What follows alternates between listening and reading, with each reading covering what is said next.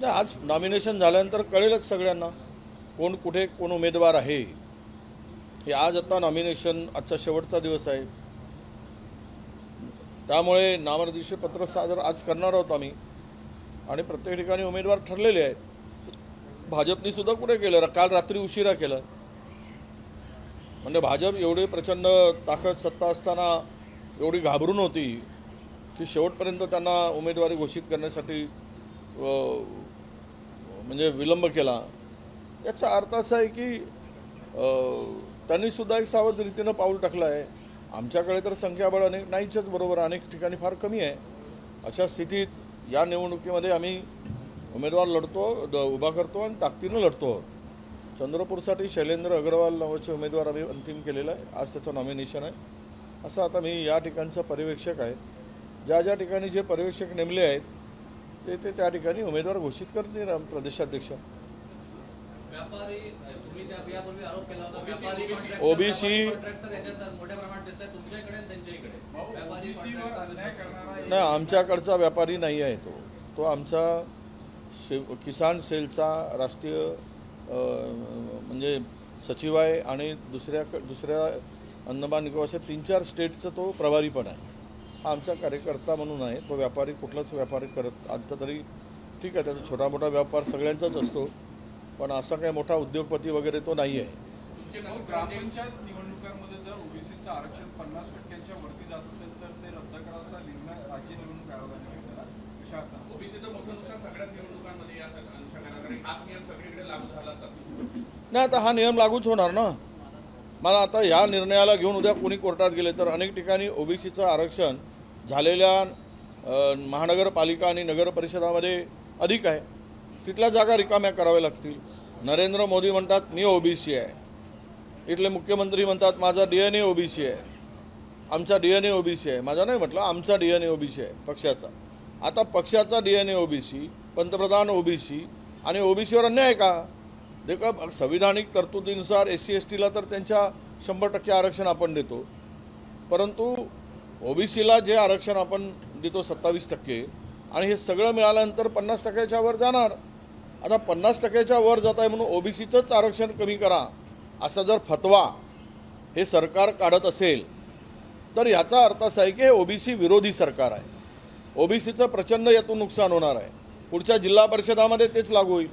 झालेल्या निवडणुकामध्ये सुद्धा अनेक ओबीसी उमेदवार आता निवडून आलेत, त्यांना सुद्धा पदावर त्यांच्या गदा येणं येईल अशा प्रकारची परिस्थिती या सरकारकडून निर्माण केली जाते आहे. आणि म्हणून हे सर्व ओबीसीची मतं घेतात आणि ओबीसीचं नुकसान करतात. यामध्ये त्यांना जर करायचं असेल तर घटना दुरुस्ती करा, काँग्रेस त्याला समर्थन देईल 50%च्या वर जात असेल. पण ओबीसीला जर त्या ठिकाणी ओबीसीच्या लोकसंख्येनुसार जर स्थानिक स्वराज्य संस्थांमध्ये आरक्षण मिळत असेल तर आम्ही तयार आहोत, पण हिंमत दाखवणार नाहीत. यांच्यामध्ये तो दम नाही. फक्त मतं घेण्यासाठी हिंदू ओबीसी करणं आणि बहुजन समाजाला, आमच्या ओबीसी समाजाला मूर्ख बनवणं एवढाच धंदा यांचा आहे. यामध्ये ओबीसीला डबल फटका बसणार कारण की ते पूर्णांकाचा सुद्धा नियम लागतो. जर अपूर्णांक म्हणजे 1.55 जरी असला तरी तो एक सीटचं तसंच नुकसान होणार आहे. त्यामुळे मोठा फटका डबल बसणार आहे. नाही आहेच ना, 50%च्या वर 0.1 जरी गेला तरी एक सीट कमी होईल. हे सगळंच ठरलेलं आहे. आणि यामध्ये नुकसान झालेल्या ज्या काही निवडणुका आहेत, उद्या जर कोणी कोर्टात गेलं तर अनेक ठिकाणी 0.5च्या वर निवडणूक आहे. आता ग्रामपंचायतला फतवा काढला आणि नगर परिषदा घेऊन टाकल्या. निवडणुका घ्यायच्या आहेत विधान परिषदेच्या म्हणून, नगर परिषदा महानगरपालिका, तिथे सुद्धा अनेक ठिकाणी आरक्षण पुढे गेलेलं आहे. हे फार डेंजर आहे. म्हणजे आमच्या लोकांचा गळा घोटण्याचं कामच सुरू झालं आहे ओबीसींचा. ज्या ठिकाणी निवडून आलेत उद्या त्यांना जर त्या जसं 2000 मला वाटतं 19मध्ये की 20मध्ये नागपूर जिल्हा परिषदेमध्ये झालं, हे 5-7 वर्षापूर्वी, तर त्यावेळेससुद्धा त्या अनेक लोकांना राजीनामा पदमुक्त केलं गेलं. म्हणजे निवडणुकीला उभे राहिले, त्यांनी पैसा खर्च केला आणि त्यांना पदातून मुक्त व्हावं लागलं. अशीच परिस्थिती अनेक ठिकाणी येईल. हे सगळ्या ठिकाणी लागू करावं लागेल. फार वाईट आहे हे. पण हे बेअक्कलपणा आहे हा त्या ग्रामविकास विभागाचा. 50%च्या वर गेल्यावर ओबीसीचं आरक्षण कमी करा. सर्वोच्च न्यायालयात अजून निकाल प्रलंबित आहेत. थापाड्या मारण्याचं काम सरकार करते आहे. मग त्यांना काय लाज वाटत नाही का? लवकरात लवकर निकाल लावून घेतले पाहिजेत. कशाला तारीख पे तारीख मागत आहेत? कमर्शियल एलपीजी के रेट बढ़ा दिए, 42 रुपए के बदले 3100 रुपए तक सिलेंडर मिलेगा कमर्शियल। अब कमर्शियल बढ़ जाए कि तो महंगे पे उसका असर होगा, इंडस्ट्री पे इसका असर होगा, होटल्स में जो है उसमें उसका असर होगा। सब होटल्स वाले अपना रेट बढ़ा देंगे, छोटा मोटा व्यवसाय है वो मर जाएगा। तो ये मारने के लिए इसने पहले तैयारी कर चुके हैं। ये जिस तरह से रेट बढ़ा रहे इसका भी बढ़ा देंगे। अभी डोमेस्टिक का भी रेट बढ़ाने वाले हैं। पहले व्यापारी का बढ़ाते फिर वो डोमेस्टिक का बढ़ाते। डीजल पेट्रोल के दाम भी बढ़ने वाले हैं। शेवट आता काही शेवट सुप्रिया सुळेंचे व्याही असलेल्या अरुण दाखानींना भाजपनं उमेदवारी दिलेली आहे। पुन्हा एकदा पाहायला मिळत आहे की पवार कुटुंब राजकारणात कार्यकर्ते आणि पारिवारिक संबंध वेगळे जपतात। नाही, त्या पवाराचा काय संबंध आला? म्हणजे पवारांनी उमेदवारी घोषित केली काय? कमाल आहे तुमची। हा प्रश्न भाजपने विचारा ना, तुम्ही पवारांना विचारून उमेदवारी दिली का? भारतीय जनता पक्षाने उत्तर दिलं पाहिजे। मी त्याच्या संदर्भात काय उत्तर देऊ? पण एक आहे की यांना उद्योगपती मोठे लोक यासाठी लागतात आणि स्थानिक कार्यकर्त्यांचा विसर होतो यांना वारंवार।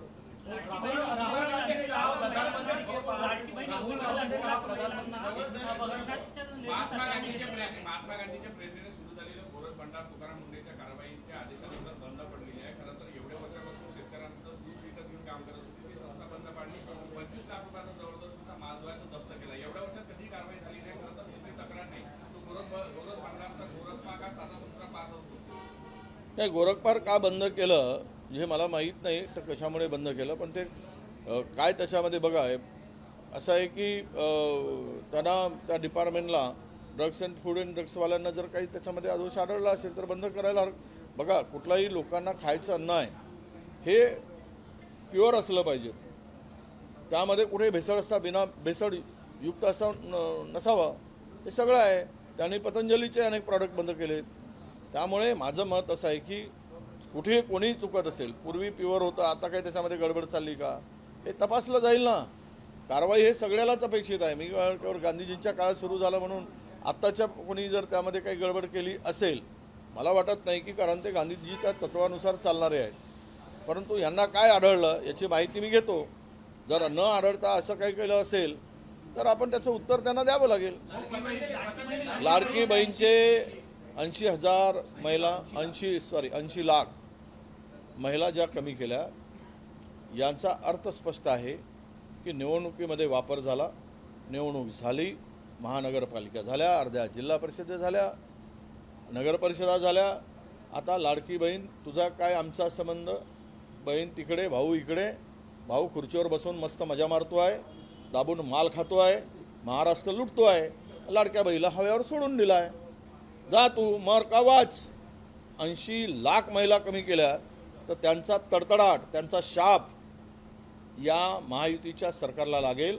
आणि असेच हे तडफडून ज्या महिलांचा श्राप फार मोठा असतो, ज्यावेळेस ती बोटं मोडून मनातून अंतकरणातून श्राप देते ना त्यावेळेस यांचा सत्यानाश झाल्याशिवाय राहणार नाही। अशी ती आता गावागावात सत्यानाश करायसाठी यांचा टपलेली आहे। आणि ज्या दिवशी जातील निवडणुकीच्या मतं मागायसाठी तर यांची पूजा ती ते करेल।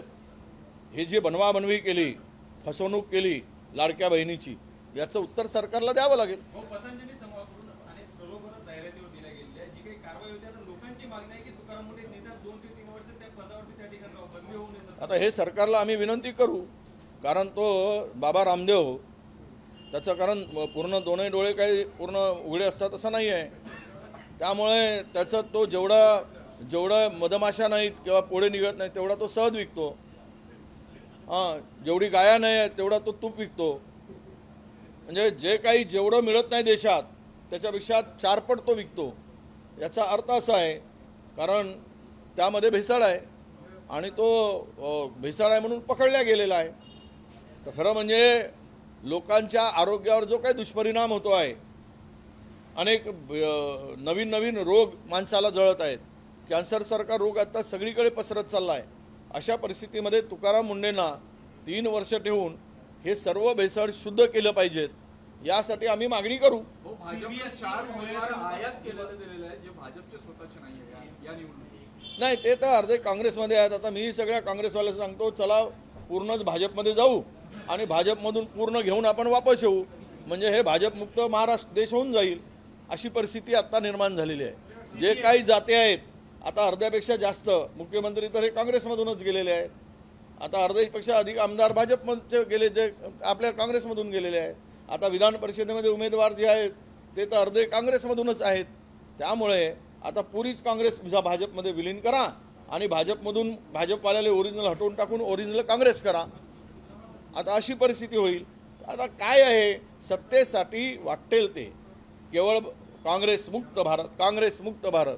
आता भाजप काँग्रेसयुक्त भाजप होत चालली आहे, हे त्यांना दिसत आहे.